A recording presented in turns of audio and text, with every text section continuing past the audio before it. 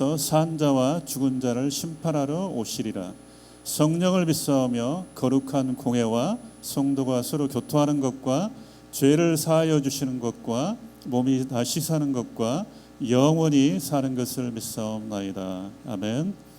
다 같이 찬송하도록 하겠습니다. 찬송가 38장입니다.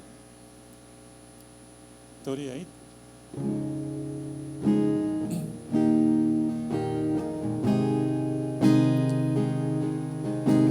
예수 우리 왕이여 이곳에 오셔서 우리가 왕께 드리는 영광을 받아 주소서. 우리는 주님의 백성, 주님은 우리 왕이라. 왕이신 예수님 오셔서 좌정하사 다스리소서. 예수 우리 오시여 이곳에 오셔서 우리가 주께 드리는 찬양을 받아 주소서. 우리는 주님의 종들,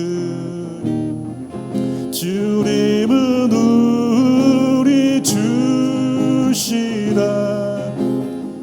주 대신 예수님 오셔서 이 찬양을 받아 주소서. 예수 우리 왕이여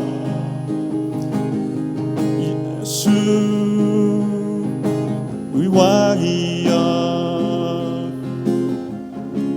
이곳에 오셔서 우리가 왕께 드리는 왕께 드리는 영광을 받아 주소서. 우리는 주님의 백성, 주님은 우리 왕이라. 왕이신 예수님 오셔서 좌정하사 다스리소서. 예수 우리 주시여 예수 우리 주시여 이곳에 오셔서 우리가 주께 드리는 찬양을 받아 주소서. 우리는 주님의 종들, 주님은 우리 주시라. 주 대신 예수님 오셔서 이 찬양을 받아 주소서. 아멘. 우리 한인들이 많이 안 모인 것 같아서 이 자리가 많이 썰렁해 보이긴 하지만 하나님께서 찾으시고 부르시는 모든 영혼들이 이곳에 채워질 것을 우리가 상상하면서 기대하면서 우리가 예배드리고 찬양했으면 좋겠습니다. 팬데믹을 지나면서 우리는 그 이상한 소리를 많이 들은 것 같아요. 그 교회를 떠나는 문제에 대해서 그 원인을 우리가 떠나는 사람들에게서 찾으려고 했고 어떤 그 외부에서 그 원인을 찾으려고 했었는데 제가 이번에 한국 가서 제 친구 2명하고 오랫동안 그 얘기를 하다 보니까 특히 그 새신자 사역을 맡아서 오랫동안 지금 섬기고 있는 그 교회 섬기는 그 친구 얘기를 들어봤더니 새신자, 전에는 몰랐었는데 새신자 사역을 하다 보니까 믿지 않는 사람들이 얼마나 예배드리고 싶어하고 또 예수 믿기를 원하는지 자기는 정말 몰랐었는데 이 사역을 하면서 알게 됐다고. 우리가 너무 잘못 알고 있을 수도 있습니다. 한국뿐만 아니라 이 필리핀 땅에서도, 필리핀에 있는 한인들뿐만 아니라 현지인들도 정말 예배드리고 싶은 사람들이 너무 많고, 우리는 모르고 있어요. 우리는 정말 모르고 있는데 예배드리고 싶은 사람들이 너무 많고, 또 예수 믿기를 원하는데 어떻게 해야 될지를 모른다고 합니다. 우리가 이런 생각들을 가지고 특히 한인 예배를 생각하면서 또 기도하고 했으면 좋겠습니다. 저도 한국에서 또 다른 분들을 만나면서 결국은 교회에 다니다가 떠나고 또 교회에 대해서 안 좋은 생각들을 갖고 있는 이유가 우리 믿는 자들의 이 삶을 통해서 그 너무 거부 반응적인 것들을 너무 많이 생겼다고 합니다. 결국은 우리가 삶을 통해서 예수 그리스도를 닮아가는 삶을 살아내지 못하면서 믿어야 될 사람들이, 갈급한 자들이 교회에서 오히려 떠나게 되고 기독교에 대해서 안 좋은 그런 생각들을 가지는 것 같습니다. 다음은 찬송가 183장입니다. 우리는 정말 그것들을 우리 몸으로 할 수 없지만 오늘 성령님께서 우리 예배에 함께해 주시고 오늘 말씀을 전하실 우리 목사님의 마음과 생각과 입술에 역사해 주셔서 성령님께서 찾으시는 자들이 이곳에서 같이 예배 드리고 또 갈급한 사람들이 분명히 제자로 세워질 사람들이 함께 우리 로고스 철치를 통해서 예배드리며 하나님을 알아가고 예수 그리스도의 이 십자가의 사랑을 알아갈 수 있도록 우리가 성령님 생각하면서 이 찬양 불렀으면 좋겠습니다. 183장입니다.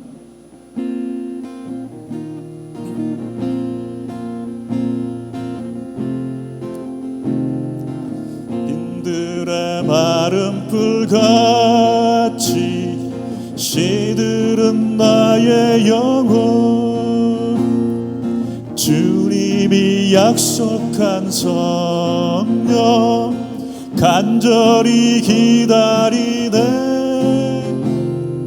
가물어 메마른 땅에 단비를 내리시듯 성령의 단비를 부어 새 생명 주옵소서. 반가운 빗소리 들려 산천이 춤을 추네. 범피로 내리는 성령 내게도 주옵소서. 가물어 메마른 땅에 단비를 내리시듯 성령의 단비를 부어 새 생명 주옵소서. 철따라 우르를 내려, 철따라 우르를 내려 조목이 무성하니 갈급한 내 심령 위에 성령을 부으소서. 가물어 메마른 땅에 단비를 내리시듯 성령의 단비를 부어 새 생명 주옵소서. 참되신 사랑의 언약, 사랑의 언약 어길 수 있사오랴. 오늘의 흡족한 은혜 주실 줄 믿습니다. 가물어 메마른 땅에 단비를 내리시듯 성령의 단비를 부어 새 생명 주옵소서.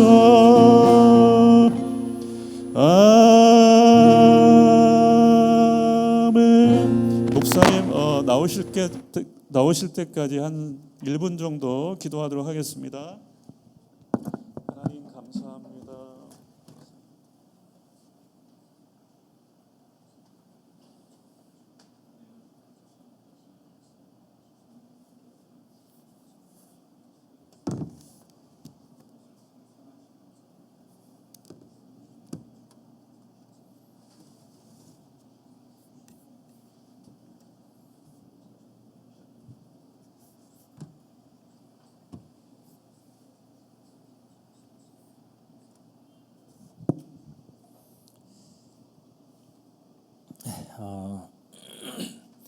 반갑습니다. 우리 하나님 말씀 함께 보도록 하겠습니다.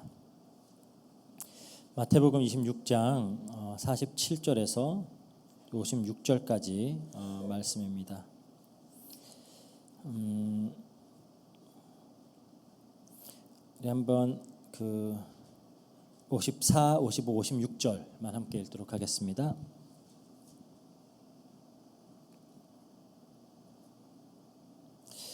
내가 만일 그렇게 하면 이런 일이 있으리라 한 성경이 어떻게 이루어지겠느냐 하시더라.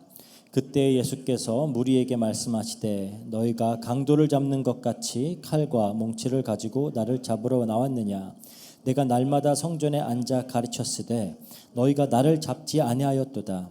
그러나 이렇게 된 것은 다 선지자의 글을 이루려 함이니라 하시더라. 이에 제자들이 다 예수를 버리고 도망하니라. 아멘.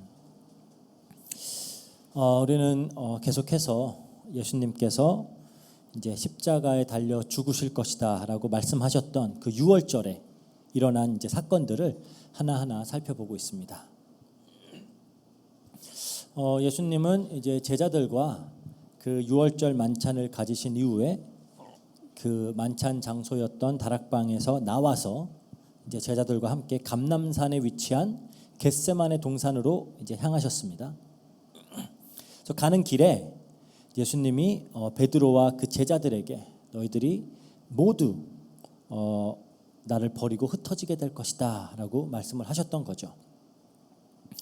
그리고 이제 그 기드론 골짜기를 건너서 이제 겟세마네 동산에 도착을 하셨어요.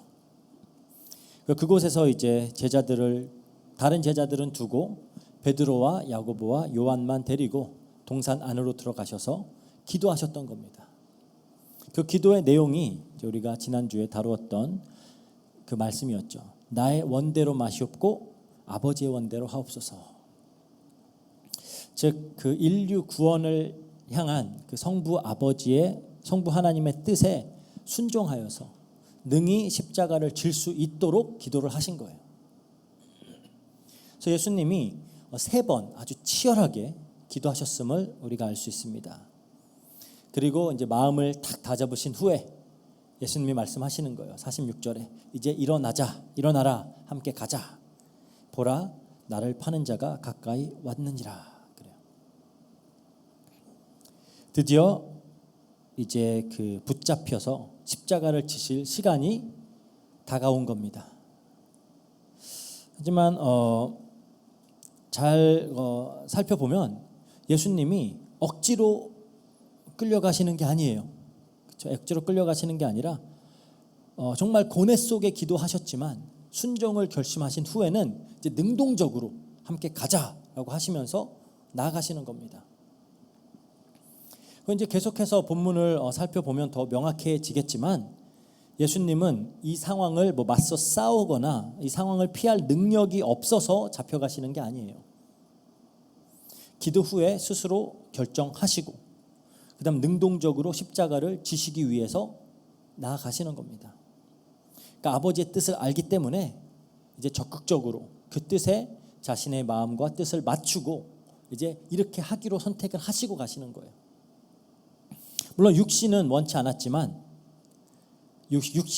않는 선택이었지만 아버지의 뜻을 알고 그 뜻을 따르기로 선택하고 결정하였기 때문에 이제 이거를 행동으로 옮기고 계신 겁니다.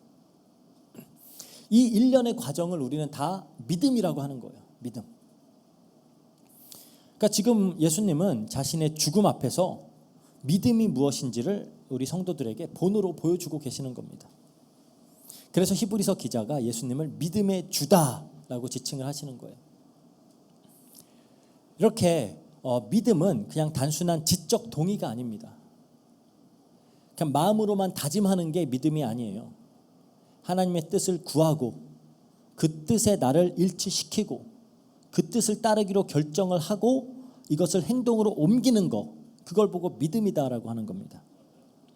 이렇게 예수님은 이제 믿음으로 십자가를 향해 또 한 걸음 나아가시는 거예요. 안타깝지만 예수님이 함께 가자라고 했을 때 함께 갈 수 있던 제자는 단 한 명도 없었죠. 이게 어떤 나약한 인간의 실체입니다.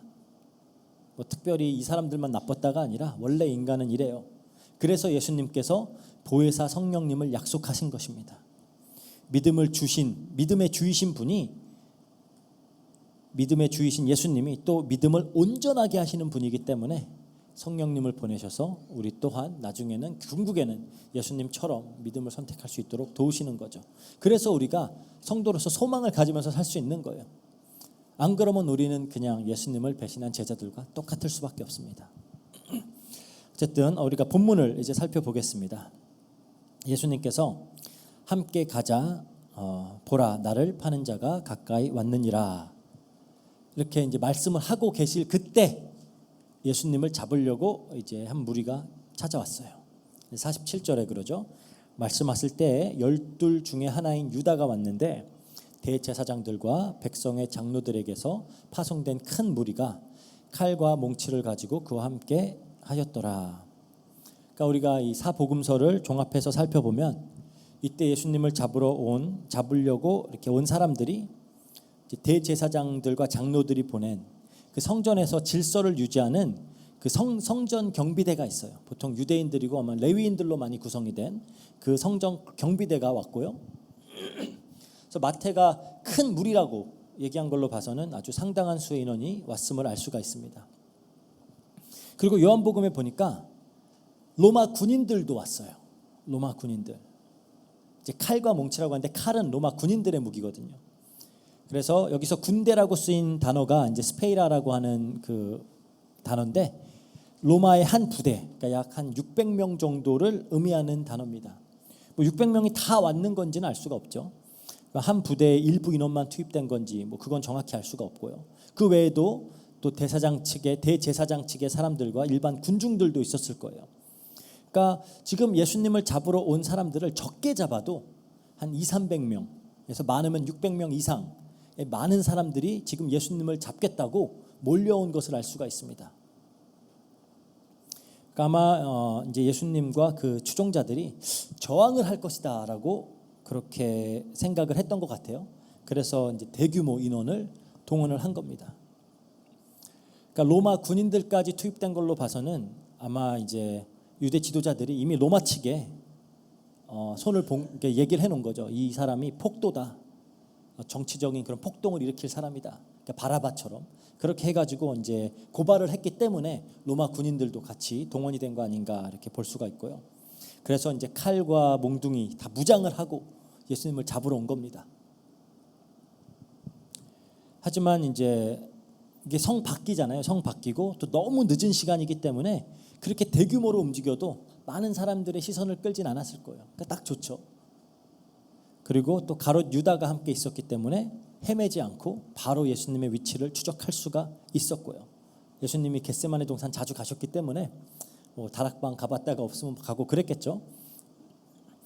그래서 그래서 예수님을 좋아하고 예수님을 지지하는 사람들의 눈을 피해서 급하게 예수님을 체포하려고 어떻게 보면은 적법하지도 않고 떳떳하지도 않은 방법을 써야 됐던 거죠.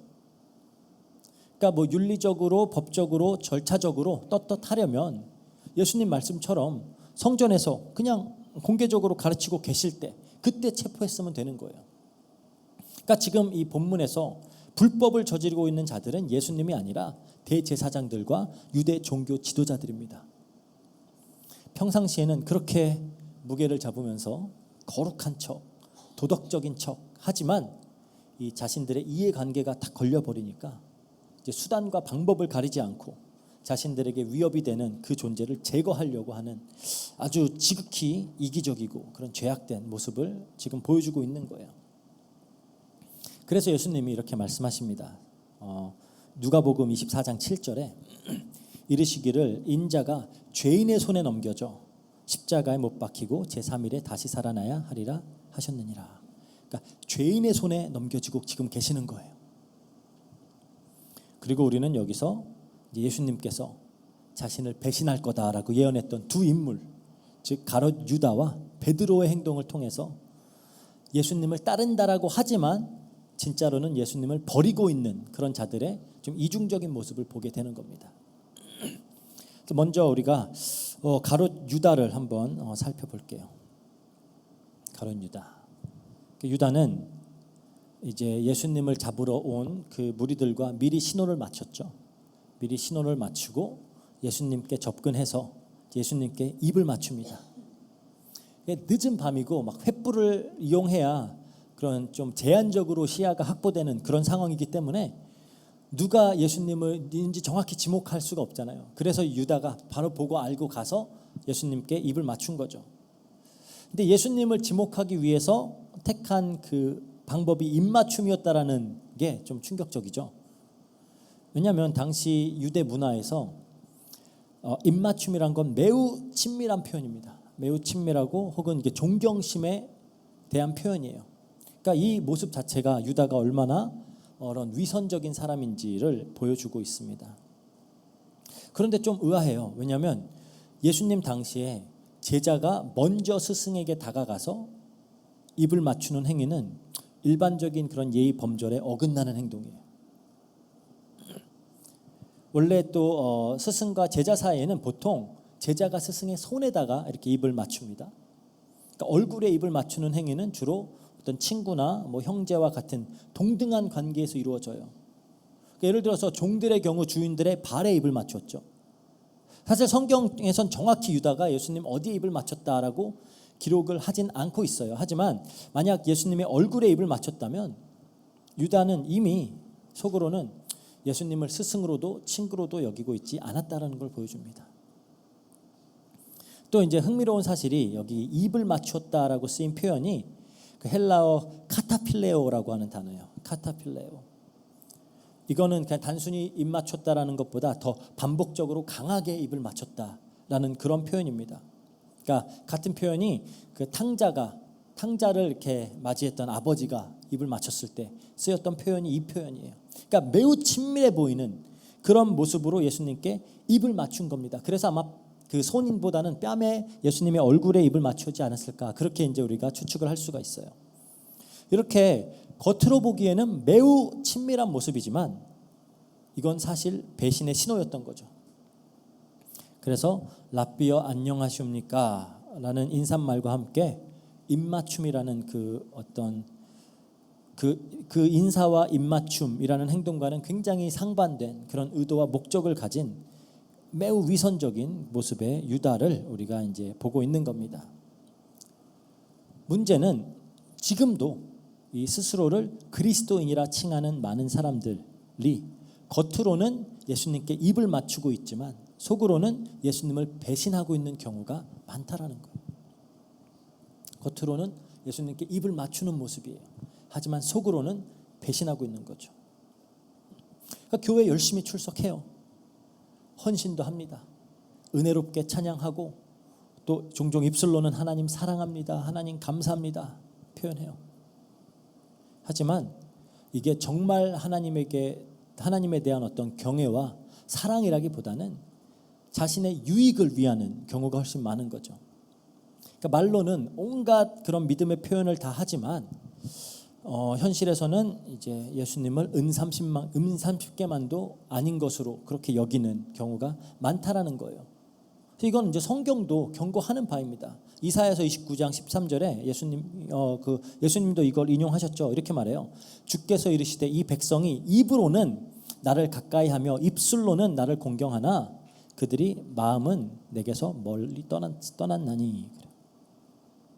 그러니까 주일날 교회에 와서 거룩한 말과 행동들을 해요. 예배도 열심히 드리고요. 하지만 주중의 삶을 보면 세상 사람들보다 더 불의한 방법으로 자신의 유익을 추구한다거나 더 부도덕한 그런 삶을 살고 있는 경우들도 굉장히 많죠. 그리고 사실 그런 목회자들, 목사들, 교회 지도자들 중에도 많아요. 그게 이제 문제인 거죠. 그래서 이 세상에 덕이 안 되는 경우가 굉장히 많은 겁니다. 교회에서 말씀을 들을 때는 아멘으로 화답을 하지만 삶에선 전혀 믿음을 실천하지 않고 있는 그런 경우들도 많고요. 이러한 모습들이 이제 또 목회자와 교회 지도자들에게서도 많이 나타난다라는 겁니다. 거룩한 모습으로 이렇게 말씀도 전하고 기도도 하지만 어떤 교회를 그런 어떤 사적인 이익을 위한 어떤 사업장처럼 그렇게 운영하는 그런 목사님들 많거든요. 그리고 교회의 어떤 재정을 굉장히 개인적인 용도로 그렇게 착복하는 그런 경우도 많이 봤고요. 그러니까 마치 유다가 은 30에 예수님을 팔았듯이 예수님을 팔아서 돈벌이를 하는 그런 종교 지도자들이 너무너무 많아요. 예수님을 팔아서 신앙을 팔아가지고 돈 벌고 있는, 특히 막 그런 좀 정서적으로 심적으로 그렇게 불안정하고 두려워하고 막 이런 사람들을 오히려 더 이렇게 대상으로 해서 그렇게 하는 경우들도 많이 보게 되죠.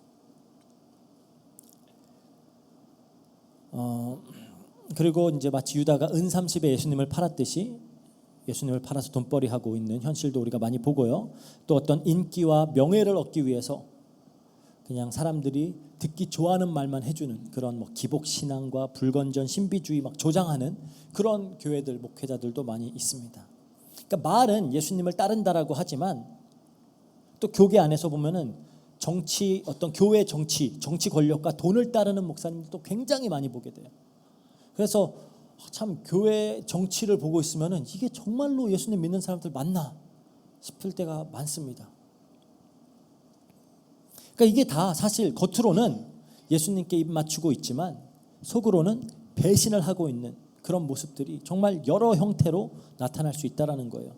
그냥 어떤 굉장히 형식적인 신앙생활하는 모습으로 나타나죠. 그러니까 예배 드리고 형식적으로 신앙생활은 하지만 실제 삶에서는 예수님을 전혀 따르지 않는 걸 말하는 거예요. 그래서 매일매일의 삶에서는 어떤 예수님을 닮아가는 모습도 보이지 않고요. 예수님의 본을 따르는 그런 모습도 전혀 나타나지 않는, 그걸 보고 이제 형식적인 신앙생활이다라고 하는 거죠. 주일날만 교회 가서 앉아 있는 거예요. 그리고 뭐 말로는 사랑과 용서를 말하지만 실제로는 늘 정죄하고 배척하는 그런 경우도 많고요. 섬김과 겸손을 말하지만 어떤 영적 교만에 빠져서 누구든지 판단하려고 하는, 그리고 교회에서 내가 대우받으려고 하는, 인정받으려고 애쓰는 그런 사람들도 굉장히 많이 보게 되죠. 그래서 디도서 1장 16절에 그래요. 그들이 하나님을 시인하나 행위로는 부인하니 가증한 자요 복종하지 아니하는 자요 모든 선한 일을 버리는 자니라. 또 우리가 앞서 다뤘듯이 신앙을 이용해서 어떻게든 이득을 추구하는 그런 형식으로도 많이 나타나는 겁니다. 하나님께서 부어주시는, 그리고 하나님과 또 하나님께서 부어주시는 그 복을 나의 유익을 위한 수단으로만 생각하는 태도도 많아요. 하나님도 나의 이익을 위한 수단, 하나님의 복도 나의 이익을 위한 수단. 그러니까 이렇게 신앙생활하는 사람들은 뭐 죄와 사망으로부터의 구원, 거기에서 오는 참 자유, 천국의 소망 이런 건 관심 하나도 없어요. 그냥 어떻게 하면은 이 신앙을 통해 돈과 명예와 인기와 권력을 얻을 수 있을까? 내가 원하는 내 소원을 성취할 수 있을까? 그러다 보니까 교회 안에서도 맨날 싸우고 편만 들고 하는 거예요. 내가 드러나야 되고 나에게 유익이 돼야 되고 하다 보니까. 그래서 디모데전서 6장 5절에 그러죠. 마음이 부패하여지고 진리를 잃어버려 경건을 이익의 방도로 생각하는 자들의 다툼이 일어나느니라. 경건을 자신의 이익의 방도로 생각하는 거예요. 그런 사람들은 싸울 수밖에 없는 겁니다. 그러니까 교회 안에서 맨날 싸움이 일어나는 게 다른 게 아니에요. 교회에서 새신자들 때문에 안 싸웁니다. 다 중직자들 때문에. 목사들, 장로들 싸우고요. 더 내가 유익을 얻으려고 그러면서 싸우는 거죠. 입으로는 그렇게 신앙의 표현을 하면서. 그러니까 우리가 늘 기억해야 되는 사실이 있는 거죠. 예수님이 가장 신랄하게 비판하셨던 그 대상들은 모두 외식하는 자들이었어요. 외식하는 자. 겉과 속이 다른 사람들. 겉으로는 유다처럼 예수님께 입 맞추고 있지만 속으로는 배신하고 있는 자들. 이렇게 유다는 돌이킬 기회가 있었어요. 돌이킬 기회가 있었음에도 결국은 예수님을 배신하게 되는 겁니다. 그러니까 우리가 이런 어떤 신앙의 태도를 보이면 안 되겠죠. 그리고 또 다른 유형의 예수님을 배신하는 제자를 우리가 보게 되는데 그게 바로 베드로예요. 베드로. 우리 51절, 52절 볼게요. 예수와 함께 있던 자 중에 하나가 손을 펴 칼을 빼어 대제사장들의 종을 쳐 그 귀를 떨어뜨리니 이에 예수께서 이르시되 내 칼을 도로 칼집에 꽂으라. 칼을 가지는 자는 다 칼로 망하느니라. 물론 오늘 본문에서는 예수와 함께 있던 자 중에 하나다라고 하는데 요한복음에 보면은 이 사람이 베드로였다 알 수 있죠. 베드로였고 또 귀가 떨어져 나간 그 대제사장의 종의 이름도 요한복음에는 말고라고 나옵니다. 말고. 그러니까 아마 처음부터 귀를 자르려고 노린 건 아니겠죠. 머리 쪽으로 휘둘렀겠죠. 그러다가 이제 피해가지고 귀가 아마 잘리게 된 게 아닐까. 근데 이러한 행동이 배신이 아니라 오히려 충성심에서 비롯한 행동이 아니냐라고 생각할 수 있어요. 예수님을 충성하고 사랑하니까 하는 거 아니냐. 그러니까 예수님을 지키려고 하는 행동 같잖아요. 근데 우리가 왜 베드로가 이런 행동을 하게 됐는지 우리가 이제 또 사복음서의 기록들을 종합적으로 살펴보면서 좀 참고하고 생각을 해봐야 돼요. 먼저 칼을 어디서 났을까요, 갑자기? 칼. 누가복음의 기록을 보면은 예수님께서 이제 겟세마네로 가는 길에 베드로에게 네가 나를 3번 부인할 거야라고 예언하셨죠. 그리고 나서 겟세마네에서 이제 기도를 하시는데 그 사이에, 그러니까 너가 나 부인할 거야, 겟세마네 기도 사이에 일어난 대화가 있어요. 그게 이제 누가복음 22장 35절 38절인데 예수님께 갑자기 제자들에게 예전에는 너희들이 전대와 배낭이나 신발 없이 내보냈지. 그때 그러니까 이제 둘씩 짝지어서 전도 내보냈을 때 말하시는 거죠. 그때는 너네 아무것도 부족함이 없었던 것을 기억해라 그러는 거예요. 그런데 이제는 전대 있는 자는 전대 가지고 배낭 챙기고 검 없는 자들은 겉옷을 팔아서 검을 사라 그래요. 그러면서 범죄자 중 하나로 헤아림을 받았느니라 하는 그 이사야서 53장 12절의 말씀을 이제 내가 이룰 거다 그래요. 그러니까 내가 범죄자의 하나로서 지금 잡혀갈 거야. 그러자 제자들이 이제 검 2자루가 지금 있어요라고 말을 합니다. 저에게 지금 검 2자루가 있습니다. 그러니까 예수님이 이에 족하다 그렇게 대답을 해요. 이게 무슨 말일까요? 이건 지금 어떤 사도 바울이 그 성도들에게 영적 싸움을 위해서 전신갑주를 입어라 하는 말과 같은 맥락에서 우리가 영적으로 이해를 해야 되는 내용입니다. 이제 깨어서 시험 들지 않도록 영적으로 싸울 준비를 하라. 전대도 가지고 배낭도 메고 칼도 가지고 지금 이제 너희들을 이제 지금 시험의 때가 오니까 싸울 준비해라라고 하는 건데 이제 아마도 이 말을 지금 이제 예수님이 이 로마와 타락한 유대 종교 지도자들과의 전쟁을 준비해라라는 것으로 이렇게 이해를 한 것 같아요.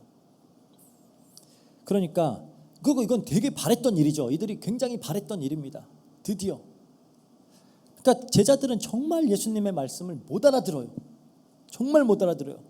예수님이 족하다라고 한 게 그럼 칼 2개면 우리가 이길 수 있는구나 이렇게 알아들은 것 같아요. 그게 아니라 됐다 그냥 진짜 못 알아먹는구나 됐어 그냥 그렇게 말씀하시는 건데 이제 우린 칼 2개를 갖고 나가서 싸우는구나. 왜 예수님 그 물고기 2개 떡 5개 이걸로도 막 5,000명 먹이고 하니까 칼 2개면 되는구나 이렇게 생각을 했던 것 같아요. 그런데 이제 요한복음의 기록을 보면 이제 예수님이 또 이제 예수님을 잡으러 온 사람들에게 물으죠. 너희가 누굴 찾느냐라고 묻죠. 그때 나사렛 예수다라고 하니까 예수님이 내가 그니라 그래요. 근데 여기서 내가 그니라라고 했던 그 말이 헬라어 에고 에이미, 그러니까 나는 스스로 있는 자다라고 하는 하나님의 이름을 예수님이 거기서 선포하신 겁니다. 그때 무슨 일이 있었어요? 하나님의 이름이 선언이 되니까 예수님을 잡으러 온 자들이 다 뒤로 넘어져 버렸어요. 그리고 나서 이제 베드로가 말고에게 칼을 휘둔 겁니다. 그러니까 이제 이 대적들과 전면전이 시작됐구나 이렇게 생각을 했던 것 같아요. 그러니까 방금 예수님 말씀 한마디에 다 나가 떨어지는 거 봤잖아요. 그러니까 내가 지금 이 칼로 휘둘러도 뭐 괜찮겠다. 그리고 또 뭐 워낙 다혈질이니까 그 성격도 또 한몫했겠죠. 그런데 이 행동에 대한 예수님의 반응에 아마 베드로는 굉장히 당황했을 거예요. 52절에 이에 예수께서 이르시되 내 칼을 도로 칼집에 꽂아라. 칼을 가지는 자는 다 칼로 망하느니라. 그러니까 예수님이 그리고는 그냥 힘없이 잡혀가는 모습에 그 예수님을 보고 베드로는 예수님을 버리고 도망가는 거예요. 그 예수님이 갑자기 잡혀가니까. 그러니까 지금 어떤 예수님의 신비한 힘과 능력을 통해서 자기가 꿈꾸던 새로운 나라를 세우고 싶었던 겁니다. 그런데 그렇게 되지 않으니까 좌절하고 도망하는 거죠. 그리고 사실 이런 태도가 또 우리 시대를 현 시대를 살아가는 기독교인들에게 많이 나타난다라는 거예요. 예수님을 위해 싸우자라고 하지만 사실 예수님을 배신하고 있는. 그러니까 예수님을 통해서 어떤 신비한 그런 기적적인 힘과 능력을 얻어서 내가 강해지고 높이 올라가서 우리가 꿈꾸는 세상을 만들겠다라고 하는 사람들. 우리 기독교인들이 정치, 경제, 사회, 문화 영역 다 꼭대기에 올라가서 이 세상을 정복하고 이 땅에 그리스도의 계절이 임하게 해야 된다. 그렇게 말하는 사람들. 그러니까 이 세상과 어떤 비그리스도인들을 적으로 간주하고 어떻게든 이기겠다라는 거죠. 뭐 우리 옛날에 뭐 그런 3단체 얘기할 때도 맨날 우리 3단체 이겨야 된다 막 그러잖아요. 걔네를 왜 이겨요 우리가? 근데 걔네 이겨야 된다 막 이런 것처럼 뭔가. 그리고 이렇게 막 원대한 목표까지는 아니더라도 저 자신도 사실 뭐 이 세상 사람들과의 어떤 논쟁에서 이기고 우위를 점하고자 막 변증학 공부해갖고 이 사람들 말 한마디 꼼짝도 못하게 해야지 막 이래가지고 공부하고 막 그러잖아요. 그리고 우리가 이제 역사를 통해서 또 이러한 접근이 종종 굉장히 폭력적인 모습을 띠게 되고 이게 아주 많은 폐해를 남기게 된다라는 사실을 우리는 잘 알고 있죠. 뭐 십자군 전쟁, 뭐 마녀 사냥, 유럽의 종교 전쟁, 그런 뭐 식민지 개척, 원주민 학살, 뭐 이런 거 셀 수 없어 너무나 많은 예들이 역사에 있습니다. 우리가 예수님을 위해 싸우겠다, 예수님을 지키기 위해 싸우겠다 라가면서 자기들의 유익을 구하고 있는 거죠. 솔직히 지금 어떤 현재 한국의 그런 정치 상황을 봐도 좀 그런 안타까운 마음을 좀 금할 수가 없어요. 그러니까 이 한국의 정치적인 상황 속에서 기독교인들이 매우 큰 소리를 내고 있는데 그게 뭐 그 어떤 사상의 옳고 그름을 떠나서 정말 자신들이 꿈꾸는 국가를 이루려는 수단이 전혀 성경적이지도 복음적이지도 않는 모습들을 많이 보게 돼요. 세상 사람들 다 보는 앞에서 막 목사라는 사람들이 그런 적대 세력을 향해 도가 지나친 막 욕설과 비난을 막 일삼는 그런 모습들 보면은 좀 이렇게 눈살을 찌푸리게 되더라고요. 그리고 막 기독교인들이 앞장서서 막 폭력 행사도 서슴지 않고 그런 모습들을 보면 저들이 과연 정말 예수님을 위해서 저러고 있나? 정말로 기독교를 위해서 저러고 있는가? 라는 그런 생각들이 들게 되는 거예요. 막 우리가 기독교 정당 만들어서 세속 정치에서도 영향력을 발휘해야 된다. 그런 접근이 과연 옳은 건지 잘 모르겠어요. 분명 예수님은 내 나라는 이 세상에 속한 것이 아니다라고 했거든요. 요한복음 18장 36절에 내 나라는 이 세상에 속한 게 아니다.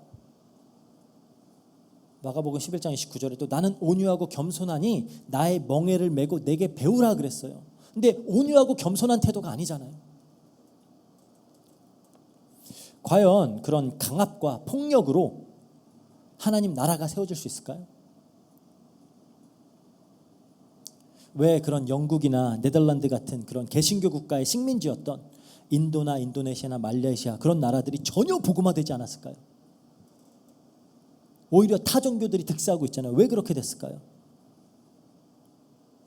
힘으로 접근하니까. 복음은 세상에 힘으로 전해지는 게 아니에요. 힘으로 굴복시키는 방법으로 하나님 나라는 확장되지 않습니다.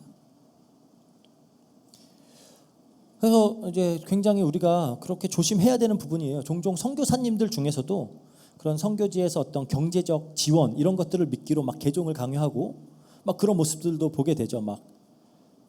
근데 그게 과연 진짜 구원이고 진짜 회심일까요? 과연 진짜 회심과 구원이 그런 식으로 이루어질까요? 그러니까 아무리 목적이 선하다라고 해도 모든 수단이 정당화되는 건 아니에요. 목적이 선하다면 그 목적을 이루는 수단도 선해야 되겠죠. 그래서 예수님은 칼을 뽑아서 예수님을 지키겠다라는 베드로의 행동을 허용하지 않으시는 겁니다. 내 나라는 그렇게 세워지는 거 아니다라는 거예요. 근데 지금도 그렇게 하려고 하는 사람들이 있다라는 게 너무 안타까운 거죠. 물론 뭐 이제 이 부분을 어떻게 적용해 나가느냐의 부분은 또 굉장히 깊은 논의가 있어야 되겠죠. 뭐 그럼 우리는 스스로 보호도 하지 말아야 되는 거냐? 막 그런 이제 이야기들이 나올 수가 있어요. 뭐 그런 얘기는 아닌데 그건 뭐 오늘 할 얘기는 아니고요. 어쨌든 그래서 이렇게 예수님은 지금 예수님의 최측근에서 3년을 넘게 한 제자들이 예수님을 통해서 얻고자 혹은 이루고자 했던 자신들의 목적이 달성되지 않으니까 예수님을 떠나버리는 겁니다. 물론 뭐 갑자기 막 무장을 하고 우르르 사람들이 몰려오니까 겁도 먹었겠죠. 근데 예수님은 차분하세요. 오히려 예수님은 차분하시고 지금까지 그렇게 고뇌하면서 막 슬퍼하셨던 분이 맞나 싶을 정도로 겟세마네에서 기도할 땐 너무 힘들어하셨잖아요. 근데 과연 그런 분이 맞나 싶을 정도로 차분하게 어떤 뚜렷한 목적 의식을 가지고 지금 처한 상황에 이제 대처해 나가시는 겁니다.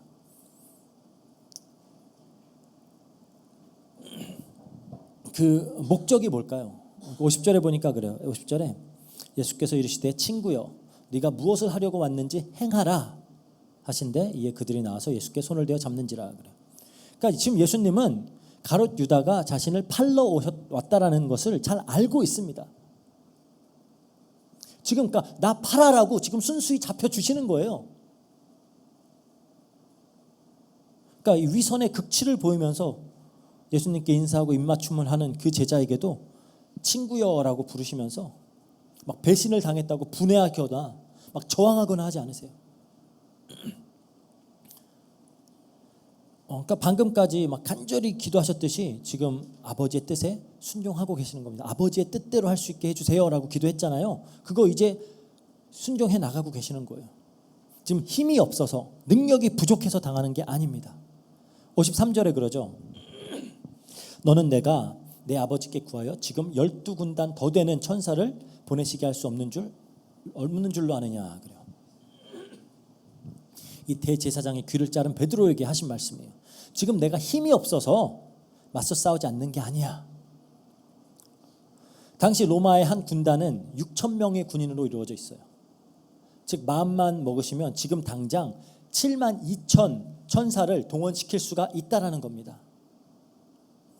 히스기야 왕 때 천사 하나가 하룻밤 사이에 18만 5천 명의 아수르 군사들을 전멸시켰던 사건이 있잖아요.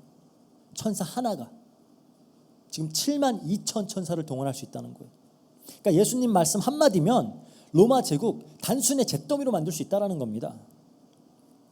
그럼에도 당해주시는 이유가 뭔가요? 54절 내가 만일 그렇게 하면 그런 일이 있으리라 한 성경을 어떻게 이루어지겠느냐. 즉 구약 성경 전체를 통해서 아버지 하나님께서 당신의 백성들에게 약속하셨던 그 구원을 이루시기 위해서 지금 이렇게 당하고 계신다라는 거예요.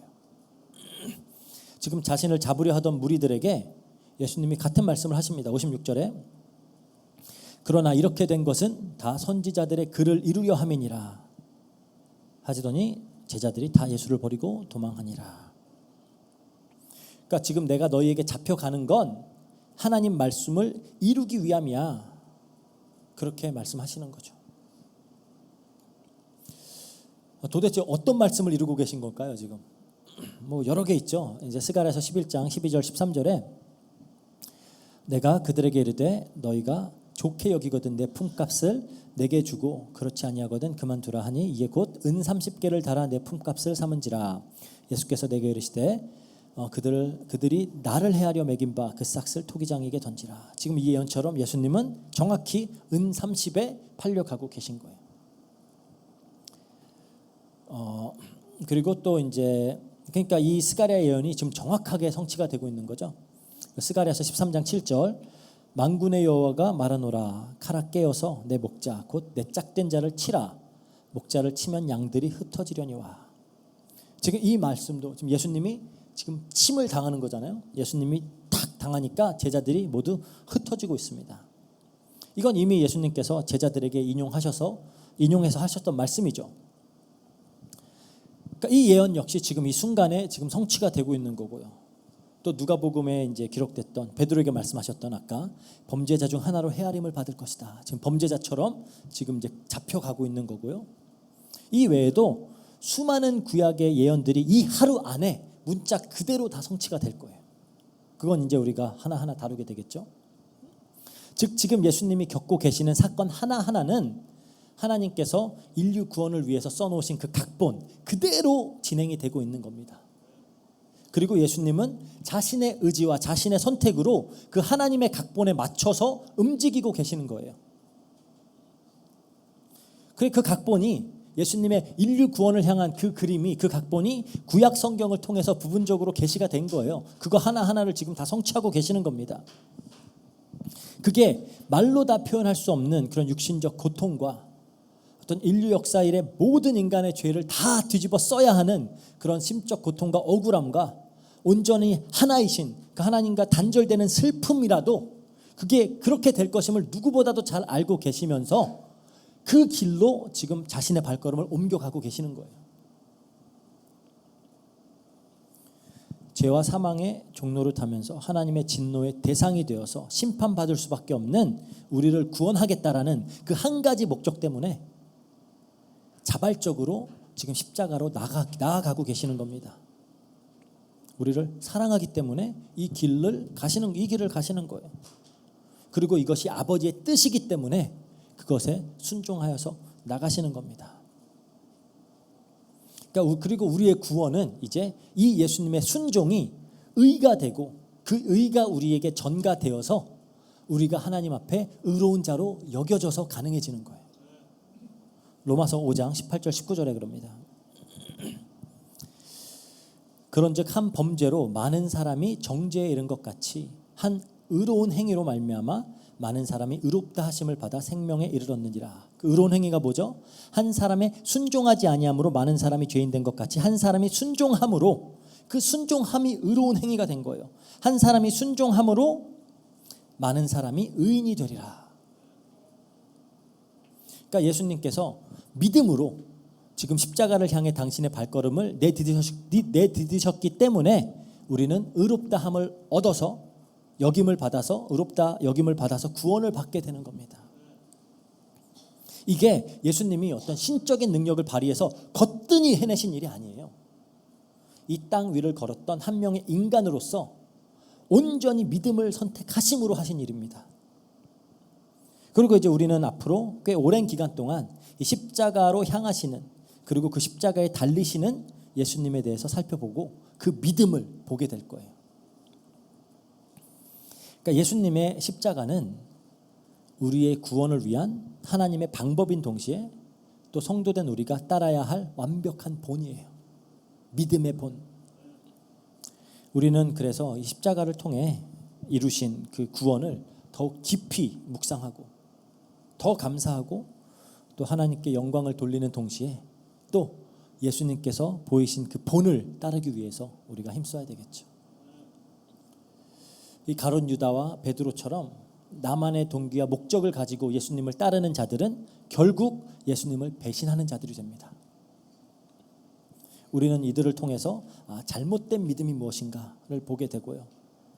그리고 또 동시에 우리를 위해 십자가 지신 그 예수 그리스도를 배신하는 믿음이 무엇인가를 보게 되는 거예요. 예수님을 배신하는 믿음이 무엇인가?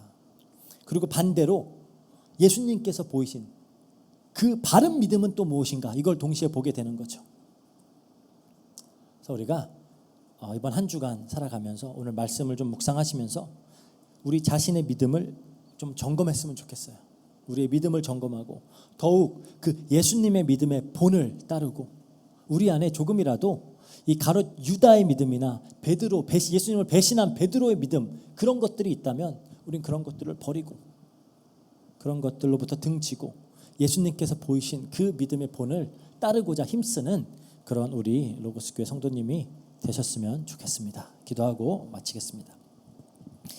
사랑과 은혜가 풍성하신 하나님 감사합니다. 말씀을 통해 또 우리 자 스스로의 믿음을 한번 비춰볼 수 있도록 허락하시고 또 하나님께서 기뻐하시는 믿음이 어떤 것인지를 또 예수님의 삶을 통해 우리가 배울 수 있도록 허락하시니 감사합니다. 베드로와 유다처럼 예수님을 배신하는 자들이 되지 않도록 하시고 예수님처럼 우리가 말로만 머리로만 마음으로만 믿는 것이 아니라 우리 결정과 우리의 선택과 우리 행동들마저도 그 믿음대로 따라가는 그런 우리 모두 될 수 있도록 주님께서 역사해 주세요. 감사드립니다. 예수 그리스도 이름으로 기도합니다. 아멘. 우리 광고합니다. 이번 주 이제 수요일부터 금요일까지 우리 다바오 사역 있습니다. 그래서 위에서 기도해 주시고요. 지금 이제 수요일 날 일찍 도착해서 이제 뭐 그 제이콥도 만나고 좀 더 대화를 하고 그 다음 날 목요일이 이제 하루 종일 우리 그 세미나를 하게 될 거고요. 그 다음 날은 일부러 밤 늦게 좀 비행기를 이제 잡았어요. 저 만날 수 있는 사람들 좀 개인적으로 만나고 더 이제 할 수 있는 그런 사역들을 좀 의논해 보기 위해서 그렇게 했습니다. 그래서 지금 제이콥네 학교입니다. 제이콥네 학교 교실에서 이제 하게 될 거고요. 그래서 위에서 기도해 주시고 또 안전하게 잘 다녀올 수 있도록 기도해 주시고요. 오늘 또 저희 그 우리 컬비 형제 그 집 방문하게 되는데요. 또 기도해 주셔서 또 그 가정 위해서 기도해 주셔서 정말 많은 가정들이 같이 나와서 예배드릴 수 있도록 했으면 좋겠습니다. 이상입니다. 우리 주기도문으로 예배 마치도록 하겠습니다. 하늘에 계신 우리 아버지여 이름이 거룩히 여김을 받으시오며 나라의 마옵시며 뜻이 하늘에서 이룬 것 같이 땅에서도 이루어지이다. 오늘날 우리에게 일용할 양식을 주옵시고 우리가 우리에게 죄진 자를 사하여 준 것 같이 우리 죄를 사하여 주옵시고 우리를 시험에 들게 하지 마옵시고 다만 악에서 구하옵소서. 대개 나라와 권세와 영광이 아버지께 영원히 있사옵나이다. 아멘. 이상입니다.